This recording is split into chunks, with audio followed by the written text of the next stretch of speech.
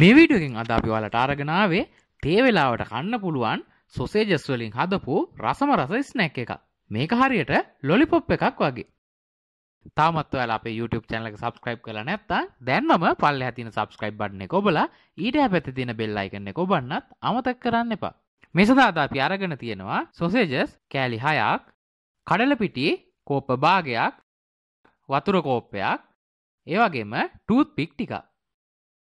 මුලින්ම සොසේජස් එක මේ විදියට කෑලි 3කට විතර කපා ගන්න.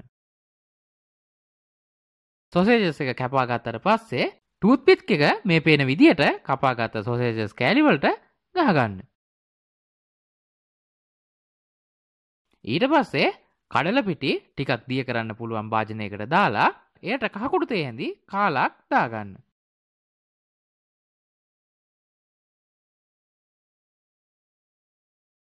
ඊළඟට රස අනුව ලුණු දාන්න.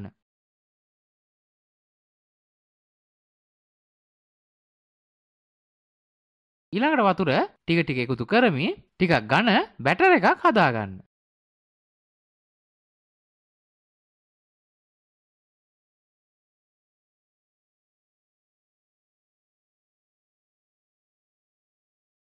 බැටර් එක හදාගත්තට පස්සේ භාජනයක් ලිපේ තියලා සොසේජස් ටික බැද ගන්න අවශ්‍ය ප්‍රමාණයට පොල් තෙල් එකතු කරන්න. පොල් තෙල් ටික රත් වුණාට පස්සේ මේ විදිහට අපි කලින් ටූත් පික් එක ගහගත්ත සොසේජස් එකේ අපි හදාගත්ත බැටර් එක දවටලා හොඳින් රන්වන් පැහැවෙන තුරු බැද ගන්න.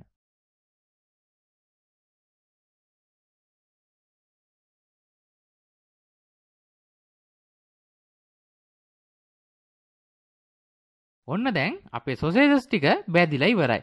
ඔයාලත් මේ විදිහට සොසේජස් හදලා රස බලලා කොහොමද රස කියලා පහලින් කමෙන්ට් එකක් දාන්න. ඒ වගේම වීඩියෝ එක යාළුවන්ට බලන්න ෂෙයා කරන්න.